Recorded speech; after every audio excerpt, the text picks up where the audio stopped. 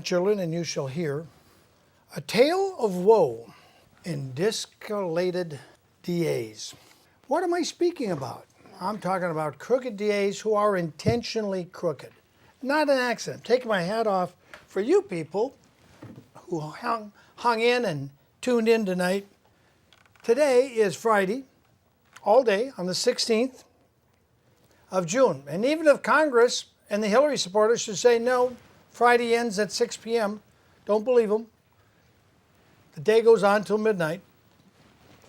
I want to mention we're coming up on June 25th, and the Chinese Michael Jackson fans put out a whole lot of good stuff a long time ago. They put out videos in support of Michael. Now, this is from mainland China, and I'm so happy you all tuned in tonight on my live show. They donated thousands of dollars worth of flowers at Neverland last June 25th, and I know that to be a fact. Thousands of flowers, red roses. It was all over the place. Just wanted to mention that. We're coming up on the anniversary of when Michael Jackson was allegedly murdered. Now, the man that convicted him, Conrad Murray, got away with involuntary manslaughter, which was total BS in my opinion. There is no way you stick drugs in somebody the wrong way, don't do it at a hospital, and do not supervise the sleeping drug, and then walk off and talk to your girlfriends and say, oh, it's involuntary manslaughter. That drug, propofol, was, by its own instructions on the label, supposed to be supervised. Not only that, it was only supposed to be delivered to a hospital-type setting, not to Conrad Murray's girlfriend's apartment, Santa Monica, for Conrad Murray to pick over there when he's not making love to her, and then go over to Michael Jackson's place at 100 Carrollwood. Allegedly, I could allege a lot of things. I'm just saying the facts. From my point of view, the man was murdered. The district attorney completely flunked. The sheriff's department in investigating, the police involved, completely flunked and failed to do their job. There was a video surveillance. Somehow the tape got taken by the police, and a certain amount of it was just erased and never accounted for. This is not an accident. This is not accidental overdose. Neither did Whitney Houston accidentally overdose herself. Neither did Linda Cater's daughter, Andrea Nelson, down in Orange County on Hunting Beach at, 209 Morning Star. Neither did she accidentally overdose on cocaine. The sheriff at the time, who's now just finishing his prison time, that's what I said, prison time, Mike Corona, from the glorious county of Orange County, covered up the murder of Andrea Nelson, and he covered up a whole lot more. In fact, there was so much covering up to be done, they totally deconstructed this guy named Bakhtar, totally deconstructed the house on Morning Star. Took him 3 years, tore out this wall, that wall. Finally, it was just nothing but the studs sticking in there. Why did he have to do that? When you remodel a house, you don't have to strip it down to the foundation and studs. It was to eliminate any forensic evidence that some future technology may be able to glean. My point is, Orange County, California, is a major F-up place. They got beautiful homes and millions of people and a lot of them making really good salaries. But the corruption so planned. I have an article here from Courthouse News Service titled Failure to Divulge Evidence, an Epidemic, says Judge. It's by Tim Hall. Came out December of 2013. The failure of prosecutors to divulge exculpatory evidence in criminal cases has reached epidemic proportions, the Ninth Circuit's top judge wrote Tuesday. Reacting to federal appeals court refusal to reconsider the case of a man convicted in 2003 for possessing ricin with intent to use it as a weapon, Chief Judge Alex Kozinski stated that the absence of professional discipline and a lack of real consequences has loosed quote, an epidemic of Brady violations abroad in the land. Now that was the chief presiding judge at the time, Alex Kaczynski. He's saying this. So it isn't just William Wagner whining about the corruption in our government, which is what I've pretty much been doing here for 17, 18 years. Named for the U.S. Supreme Court's landmark case from 1963, Brady versus State of Maryland, the Brady rule generally requires prosecutors to hand over all exculpatory evidence to the defense. Kenneth Olson, who was arrested in 2001, co-workers discovered his terrorist encyclopedia and suspicious web searches, claimed that a Brady violation occurred in this case when assistant U.S. attorneys for the Eastern District of Washington failed to divulge a damning investigation of the forensic scientist who helped secure his conviction. Now, this is a real problem. And you may remember I just mentioned Michael Jackson, who was found not guilty by a jury of mostly white elderly people. Michael Jackson, a man of color, or you could say a black man. And a white jury found him not guilty. What you aren't generally told by ABC, Fox News, and CNN, and Tom Mesereau knows this, said it on my show, I believe, back in December 10th, 2010, that snake, that slithering snake they like to call fondly Mad Dog Sneddon, he went to 2 prior grand juries and handed them a bunch of crappy evidence and said, please indict Michael Jackson for me. Please give me an indictment. And the 2 prior grand juries said, I don't think so. We're voting no on indicting Michael Jackson on this crappy evidence you have. So the question now remains is, did Thomas Sneddon salt and taint the 3rd grand jury that finally indicted Michael to please Tom Sneddon and certain powers that be? Just let that rumble around in your head. And back Orange County, I have a guest tonight who's come a long way, 200 miles one way from Orange County, California, to be here in the studio. I want you, please, people, welcome to the show, GAR. Thank you, William. GAR, are you glad to be here? Absolutely. Are you glad the cops didn't just kill you? Well, I'm certainly glad of that, I can tell you that. Okay, good. I just wanted to be sure. I've been a thorn in their side in Orange County for a number of years. You so think that's what appropriate. led to your DUI arrest? Actually, I believe so.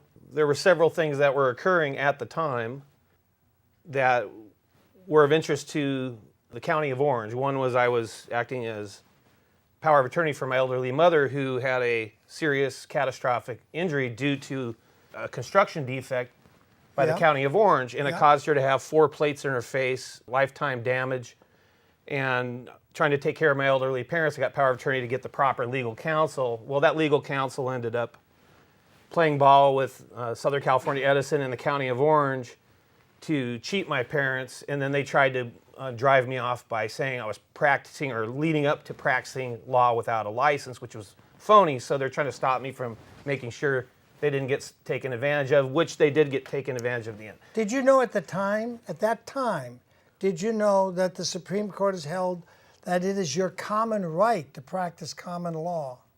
You didn't know that? I didn't know it. No, I didn't know it. You know it now? I know it now, and I didn't stop me, but they were putting the threats on me, Yeah, intimidation and so forth. Now, the other things that were going on, there's a couple interesting things that were going on. I had unique access to, as a board member for Pathway to Prosperity, 501c3 in Orange County. And with that organization, I traveled to Fiji to address human rights with the Prime Minister of Fiji, Frank Bainimarama, and also the Attorneys General of Fiji, Ayaz Syed Qayyum. And I had unique access through friends and connections, and it just worked out where I was able to gain access and build a bridge.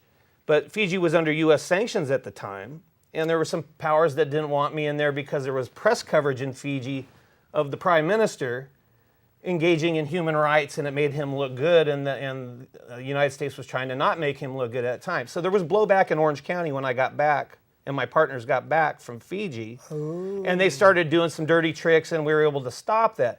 This preceded what occurred in that false DUI arrest. So we had the lawsuit from the county, and we had the Fiji intelligence domestically and the blowback from that. So that's where that guy And then the most important, I think, in why Rackauckus did what he did after the fact, the belated malicious filing of the first DUI that didn't take place, was because I wrote a screenplay called Zeroed Out, registered it with the WGA West in Los Angeles, and had attempted to make a film about Orange County corruption, particularly the Orange County District Attorney's Office and the Sheriff's Office. Yeah. And I received many threats, serious threats. I buried it for years. How did you receive these threats? On the phone or by email? Or? No, in person. I was next to a friend of mine, my attorney in Costa Mesa, whose name was? Philip Putman, who had filed a federal RICO and 10 judges, and Gottschalk worked with him, Ron Gottschalk. While I was having a salad over there, a person who identified himself as from Washington, D.C., and a military spook came up and used veiled language. He ordered a bunch of nachos. He didn't eat one nacho, and he engaged in an intimidation campaign that says, "Do not make that film." And he got up, paid for the nachos, didn't take one, and got out of there. I had a number of these experiences where they were trying to stop me from making a film. Did he give you a name? He gave me a name. I have it written down, but I don't have it in my memory right now. I've had so many things happening, but I could get it for you probably. The name he gave me, but he wouldn't give me a real name.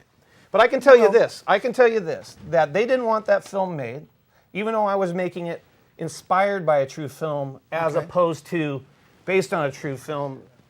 The issues were so heavy in 2003 through 2004. And this film was about? This film was about a frame-up in the city of Irvine, supposedly the safest city in America, that involved Larry Agron and his city council, and Tony Rackauckus and the Irvine Police Department in a frame-up situation. So that was a very dramatic situation. Who was being framed?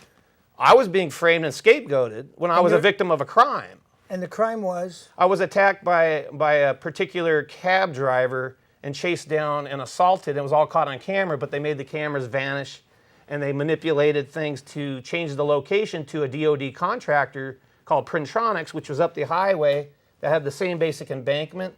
And they staged this thing, and I said, I'm not going to do that. I'm not going off the truth of where I was in that cab where I got assaulted. And they turned it upside down. They inverted it. And it's an interesting story. It was a hell on earth, but I did have a former U.S. attorney, Bob Throckmorton, helping me. Right. From the LA U.S. Attorney's Office. I had Ken Klein, who was a retired LAPD officer turned private investigator. My father, who you've met, who was involved in the Watergate affair in Orange County and helping to do some things there, and myself. And we unraveled exactly what they did, and we had the smoking gun and compelling proof of that.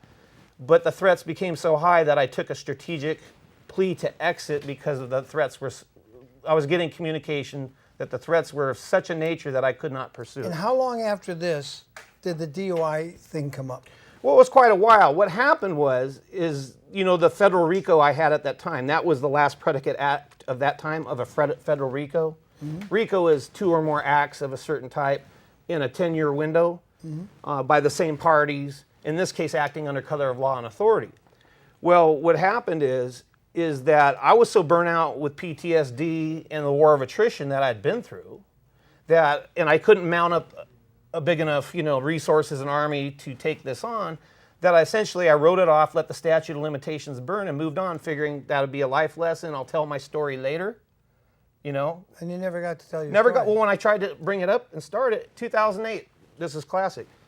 In March of 2008, I started to reshop the film. I thought enough time had passed to tell this important story about Orange County corruption and other things going on, and that particular experience. What happened is I got a hold of John W. Dean, who was Nixon White House head counsel, and we spoke for a length of time from his Rembrandt Lane, Beverly Hills home.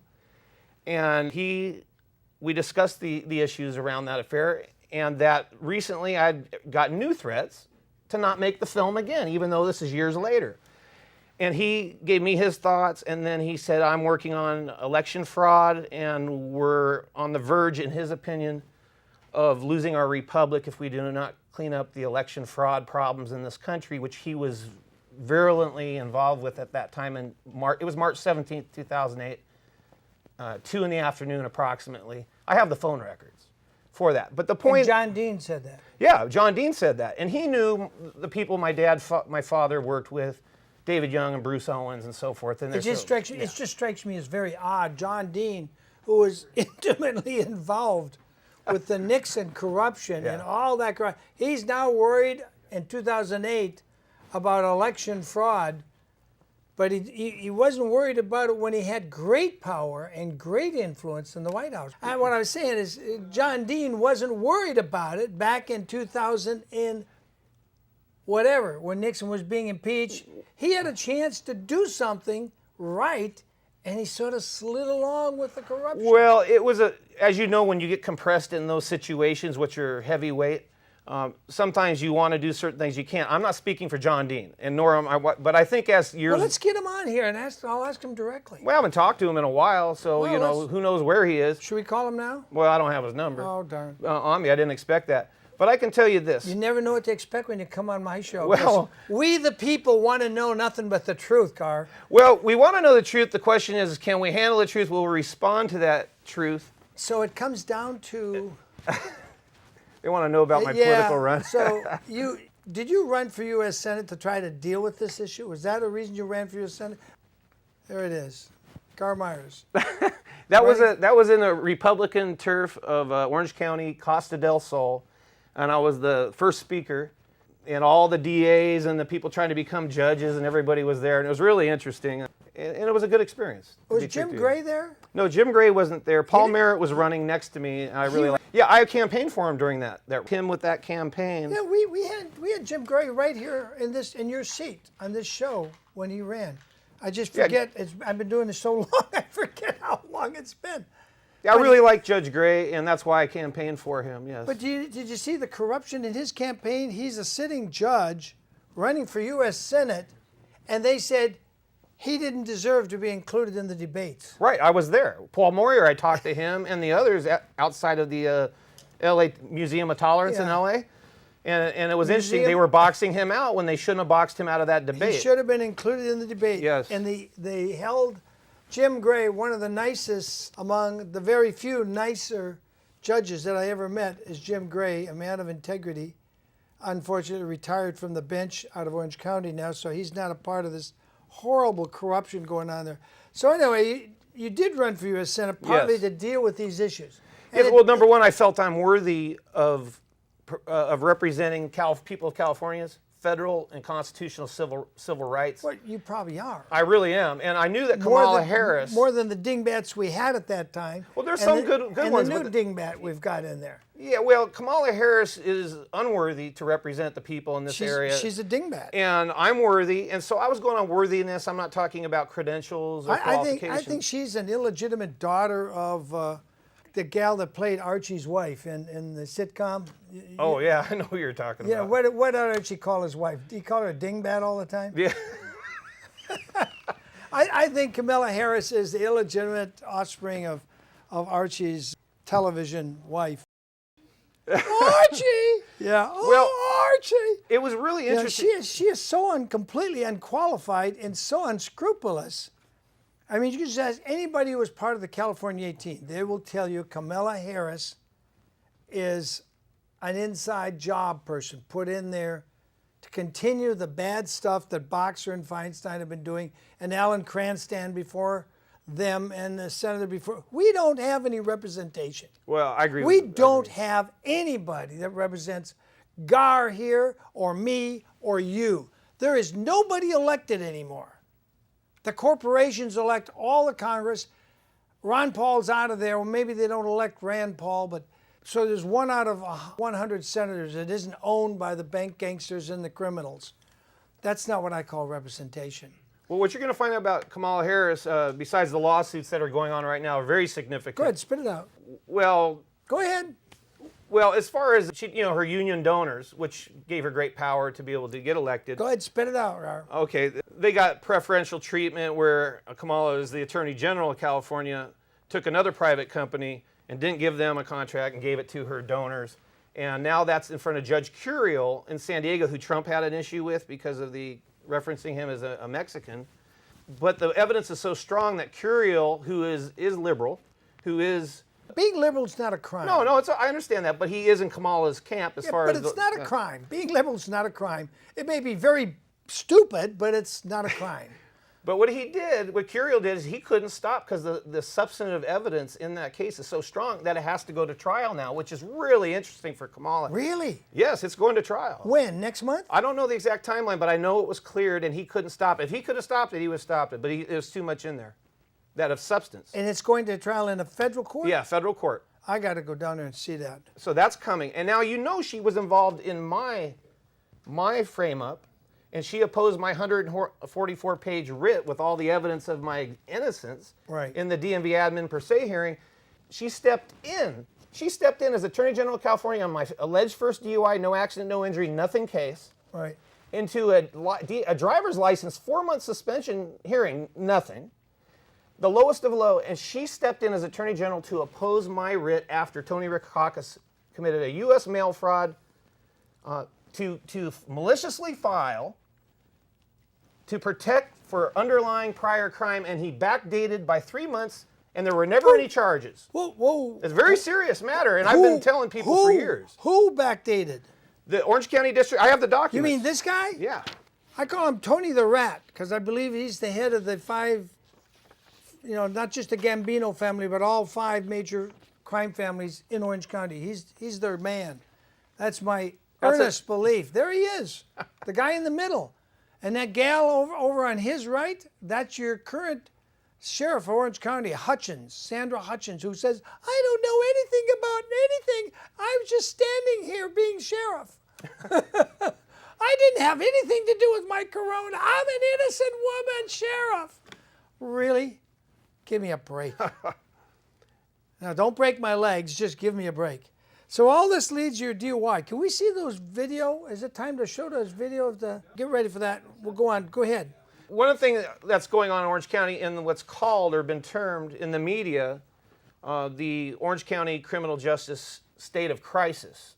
That was by 33 top legal scholars, including Chemerinsky, Gil Garcetti, former retired prosecutor from L.A. And several that are professors at schools of law and things like that. Yes. I talked to one and he said, William, it's far worse. It's far worse than what the media, that article you read. And I said, well, you want to enlighten me? You want to come on film? No, I don't want to go on film. Why not? Well, I'm talking to the FBI. Well, they're not going to do anything. I told him, they're not going to do anything. He said, no, not the local FBI.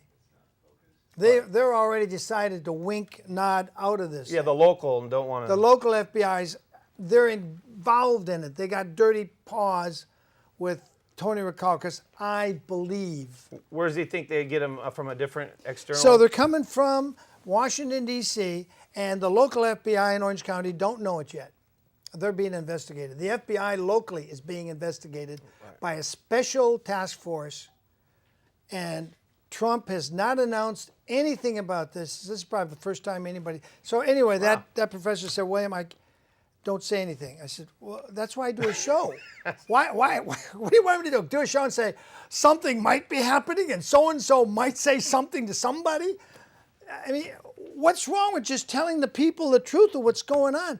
But this is why there is so much pressure now to get rid of Trump, to get him under investigation. Sure. And I didn't vote for Trump. But if Trump's a good guy, he's got something he can do right now that will prove he's a good guy. Can you guess what it is, Gar? What is that? What is that, William? He could take a piece of paper and say, I give full pardon to Ed Brown of New Hampshire, who's sitting in a jail for refusing to pay his voluntary income tax. And I give full pardon to his wife, Dr. Elaine, for aiding and abetting him in living in his house privately and bothering nobody. He could give them a pardon. Then he could really prove he's got guts. Come on, Trump, are you listening? You could pardon the Bundy 6 that are still being held in prison, in a private prison outside Pahrump, Nevada, the CCA. And you could give a full pardon to all the militia that came to defend his grazing rights. And then you could ask, and I know this is really pushing it, you could ask your Attorney General Sessions to bring charges against the Bureau of Land Management executives and all the hired cowboys that killed and stole their cattle, and bring criminal charges against the BLM. That would show, Trump, you're for we the people. Because all the Bundys were doing was raising veggies, melons, and cattle for people to eat, and they turned that into a crime. That would convince me that Trump is really trying to make America great again. But he hasn't done it yet.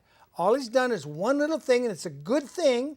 He took some power away from the D.C. BLM national office and said, I'm going to put that bit of power in the regional office for the regional Bureau of... That ain't good enough, Mr. Trump. You need to pardon not only Ed and Elaine Brown from... And he's still sitting in jail, I believe, like over 10 years. And I was the last person to interview Ed Brown in his home in New Hampshire. You need to give them full pardons. That'll send a strong message to the bank gangsters who are getting ready to destroy this nation.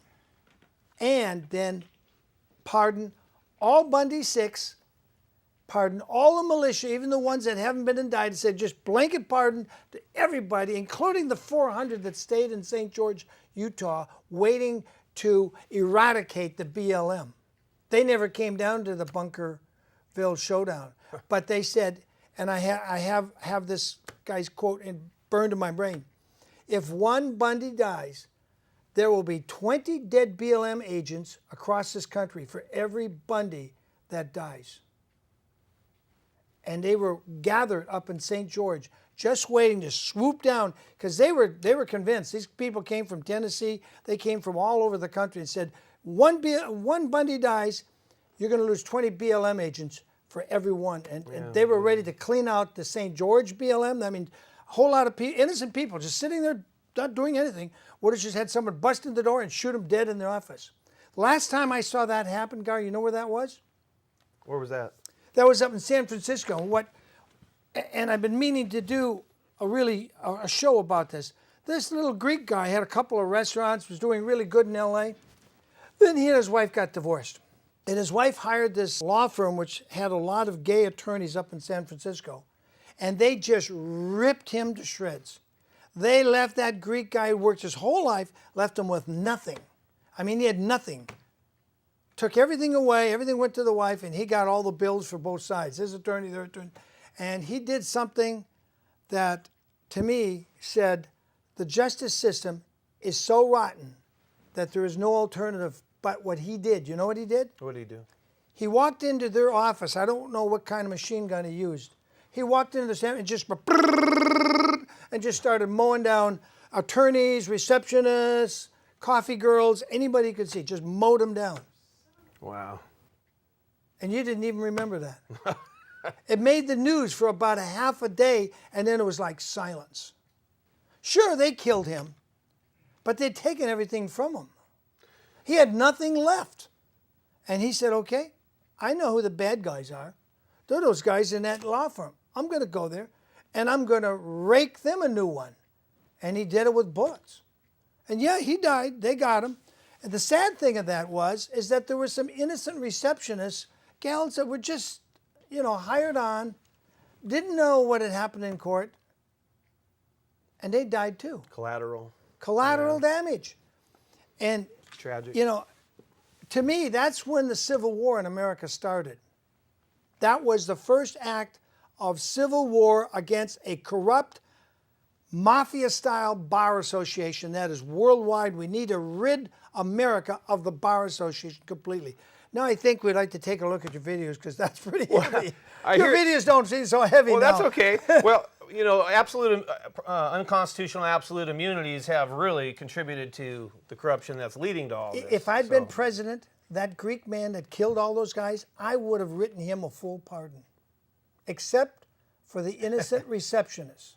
But for the attorneys he killed that screwed him, twisted the law, lied to the court, got the crooked judges to push it through, full pardon for them. But for the innocent, what you call collateral damage, I wouldn't have given him a pardon. I would have given him commuted to life, which for him I think probably would have been another 5 or 6 years, because he was already an old Greek man. Well, there's too many tragedies like that going on, But that's the beginning of civil war, Gar. When the cops are crooked, the judges are crooked, the attorneys know the judges are crooked, and know they can buy them off, and do buy them off, and there's no accountability, because we the people have no representation. There is not one person. I don't even pay any attention who my state assemblyman is or state senator is, because the last time I talked to him, it was a Republican. I made an appointment 2 months in advance. I showed up, and he wasn't there. And his second assistant said, "Oh, I'm sorry, Mr. Wagner. He had more important business. He left." Well, that tells me I have no importance, and I was already doing a TV show. I had no importance. He didn't want to hear what I had to say about anything. He didn't care. He gets his corporate donations. He runs for his seat in the assembly. You know, he doesn't care nobody in government cares what you or I think or care as long as you buy the corporate media lies. That's why that Greek guy said, got nothing left to lose. Lock and load, yeah. Lock and load, knock, knock, open the door. Brrr. Okay, he got his justice. It cost him his life. But you know, Thomas Jefferson said years ago. Well, some desperation in there. Well, yeah. You know, everything was stolen from him. Everything, just because he wanted a divorce or his wife wanted a divorce. Divorce should not lead to massive slaughter of people in office buildings. But the crooked Bar Association attorneys have made it so miserable to fight for your children or fight to get a divorce. They made it so miserable that Greek man, I can't even remember his name, just walked into that San Francisco office and brrr, mowed him down. Horrific. He didn't go after cops. He didn't go after the bailiffs. He didn't even go after the judge. But he knew exactly where to find his wife's attorneys and that law firm, and he just eliminated them. Now, I'm not saying that's right, but if we had a functioning Article III court system, which we do not have, that maybe wouldn't have happened. If we had a better, our legal system is very dysfunctional at best. And they're trying to push people to do these things. Your government, your bar association wants violence. Ka-ching, ka-ching, because it means more lawyers are going to get employed. Whether they take it out of your estate or they take it out of the taxpayer's estate, it's just more employment. That's why even defense attorneys don't really get upset when they see terrible acts of violence. I'll go defend that guy. They're going to pay me thousands of dollars. Maybe hundreds of thousands of dollars. Anyway, let's take a look at these rather benign. Okay. You want to explain what we're going to see here in this video? Yes. You know, I was politically targeted, and without probable cause or basis, I was arrested for a first DUI on January 12, 2012. And the MVAR's CHP audio video, which is designed once it's activated for a law enforcement action to capture everything and hear everything through to the end of the enforcement action, which would be at booking, from the time that you start pursuit through the arrest or any action all the way to booking.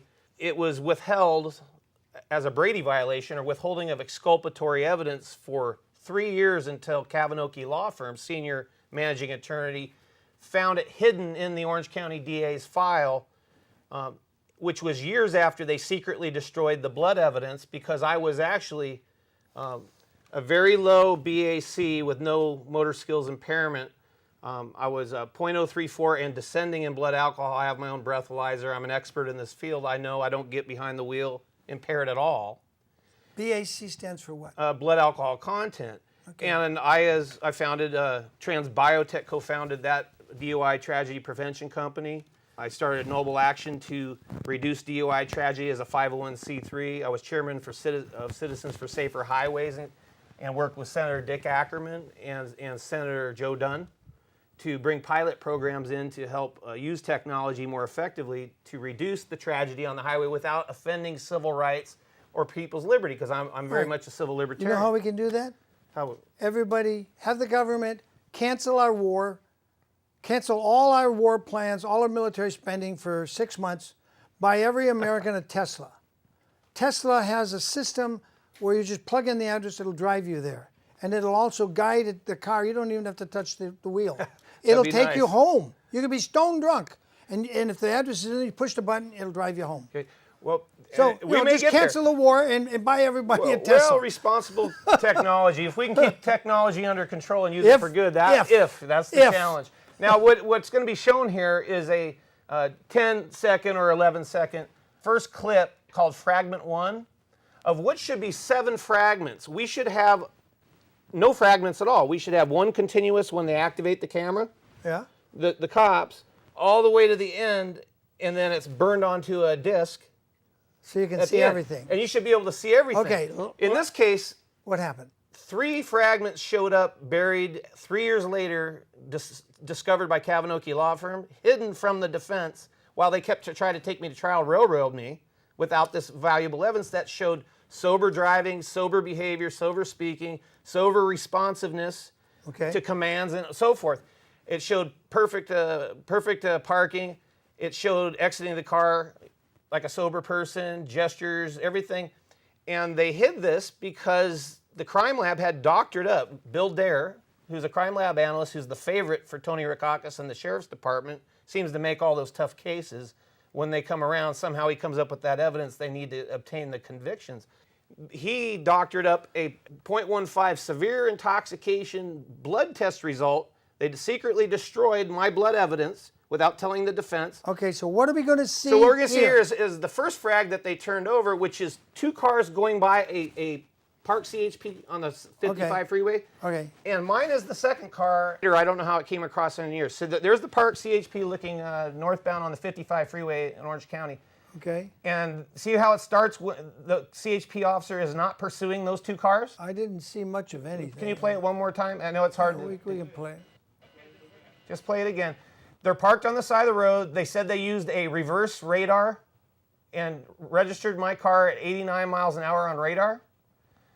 But we should have had it all on film when it went right by to identify the car and the radar. I don't see anything moving. I know, because the police cut and diced the video to make sure you don't see it. But you can see in the video, if you observe it, that both cars are going the speed limits. Yeah. They weren't pursuing. Because the first thing they do, if you turn on the radar, and you're there to catch people for speeding or DUI at nighttime, as soon as that car goes by and you go, hey, we got a reading of excessive speeding, if that was true, and it wasn't true, then they had testified that they have their motor running and that they immediately pursue so they can get right on them in the rear.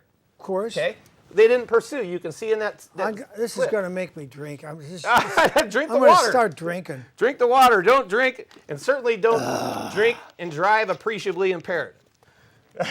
But here's the point. So this is getting to me. I'm starting to drink on camera. This is really bad. Now, what happened is you notice that the video stops. Yeah. Right? We don't see the officers take off even belatedly to pursue my car. Here's the second shot. It's vanished. Well, here's the thing. The second one is called Frag 2, and it's the most important one. I'm doing a documentary film called Boomerang, the movie on my experience, and I'm going to post these videos in their entirety for review so that you can verify what I'm telling you is true. All right. But what happened is we don't have Frag 2. But let me explain what's on Frag 2. Well, let's go to your chart on the other camera. Yeah, let's use the chart. And it's important to understand that this is routine, that police and prosecutors, as a prosecutorial team in Orange County in particular, but it happens everywhere. It's an epidemic, as Judge Kaczynski of the Ninth Circuit and their panel have identified, that this goes on all the time where they just, without account, without any threat of consequences at all, they just withhold the evidence that they have. And what's interesting to note about the MVARS technology, which everyone knew about except me, years into this I had to finally investigate the technology and how it works. What CHP does is that they get the entire footage for the whole unit, no matter who's the driver, and they upload all their data into their computer systems, and those are available by passcodes to the various levels of CHP hierarchy, superiors. At the end of each shift, the CHP officers have to mark and burn a disk for their shift only of what they captured regarding arrests, enforcement actions. Okay. In this case, CHP and the DA knew this for years, that CHP had the entire exculpatory video of the entire enforcement action, but they went under oath and through U.S. mail, and I have these documents, they multiple times lied under penalty of perjury. Which document are you talking about? I'll show you the ones. You're talking about this one? No. That's the U.S. mail fraud by Tony Rakakis, mailed from Palm Desert, California. Really? Why is that mail fraud? Well, they're out there. No. because the document itself is a fraud instrument for charges that were never filed, never existed. That's an order of notice to appear in answer to charges that never existed. They were phantom. So I go to court and I plead to phantom charges, so it's a bogus charge. And I find out later, as I'm going in this bogus case, I've never entered a plea to the case. And he's using it from the Jamboree Road address of the DA, Jamboree Road. That's where they had the 1956 Boy Scout Jamboree. Shame on you. Well, and it was using the sacred land where the Boy Scouts had a jamboree, and you do this kind of fraud, Tony. Shame on you. But Tony, I give you equal time. Come on the show. Well, it was sent from. Look at the mark is on the main office where Tony is. Yeah, run them all. He mailed them all up there. And he mailed it from Palm Desert, California. From Palm Desert. It was retro dated for phantom charges that never existed that I respond to and entered a plea to something. Well, which one are we going to go with here? I just run them all up there. So. Okay. Well, this is really critical. I think we should go with the pink. The pink one. The pink document. Okay. So that you can understand. This is called the temporary driver's license issued to somebody who's arrested for DUI, and it's sworn. It's a sworn document, and it cannot be altered after the fact, after it's sworn and issued. This is a copy of the original. The officer in the arrest report said he arrested me on officer's opinion at a below .08 called an A-count DUI, which can only be done under very unique circumstances because normally a DUI is .08 or greater. That's what the public's taught or thinks. Notice in this box, do we have the pink sheet up? We got the pink one up. There it is. Okay, the pink sheet. If you look to the top left, the officer didn't mark .08 or greater blood alcohol content on the form, and he also denied me a breathalyzer, which is called the pass to the right. He didn't check off any of them. No, because there was no blood, there was no intoxication. He smelled no alcohol, detected no alcohol. He did an HGN test. Well, he screwed up in trying to frame you. They falsely arrested me. I'm just telling you point blank. I don't want to get into the details, but they arrested you anyway. It was a politically motivated one, and it was done by a phone call. Oh, Gar, I wouldn't know anything about political motivated things. I'm sure. I know you've been through it. I it. wouldn't know anything about that. Oh, way back in what, 2002, when I was running for county supervisor, wasn't I arrested for a phantom warrant for my arrest that would never materialize, but I lost the election. Right, and it succeeded in its purpose. It did its purpose. They arrested me just days before the election where I was leading in the polls. I've been on local CBS and other things. I was leading in the polls, and then, boom, I get arrested. They smear me in the front page of the newspaper, put it all over television, and then I lose the election. Oh, I wouldn't know anything about political motivated arrests. Well, it's so common. You got it before me, and I got it. When I got it, then I couldn't believe it happened either. No, I couldn't believe it because I couldn't either. I said, no, this can't happen in America. Listen, yeah, it does. I had every day. one Budweiser just because a guy didn't want to drink alone. I was drinking water the whole night. I was visiting with John Lackey of the California Angels, who was an acquaintance of mine, and Jared Weaver was there.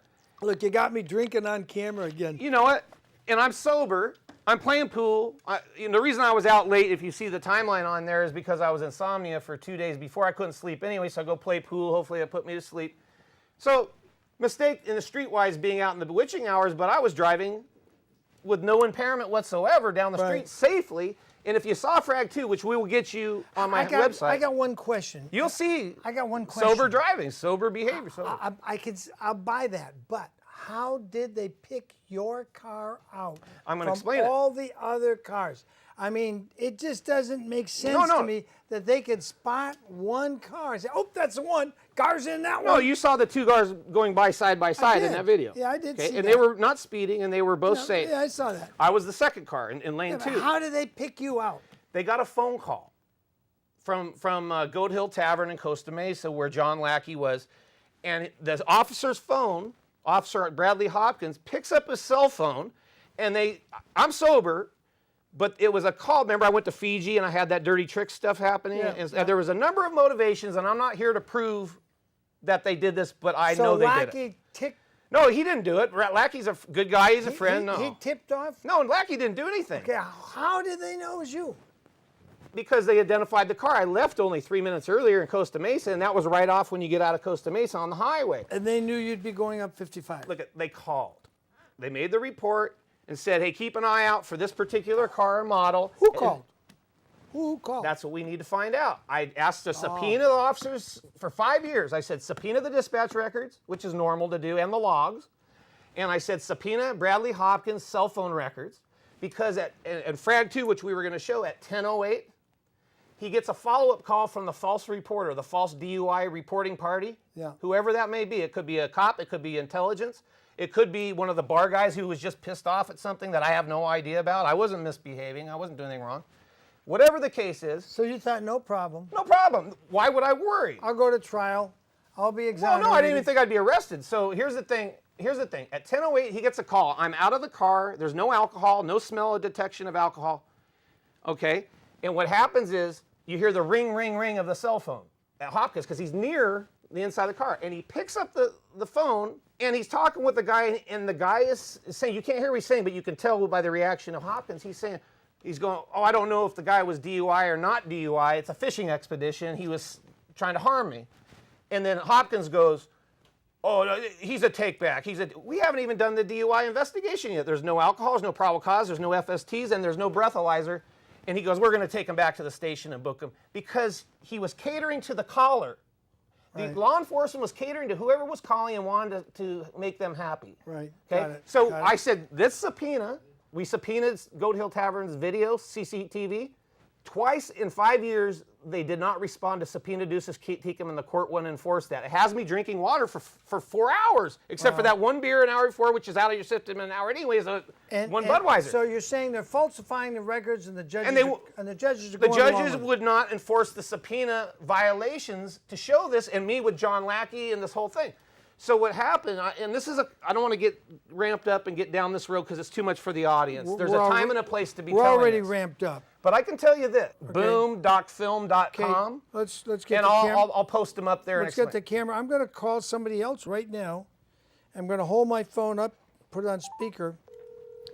She also is having trouble getting people to do their job in the same county you're in, Orange County. Well, and this gal, widespread and pervasive corruption's everywhere, but Orange County is really taking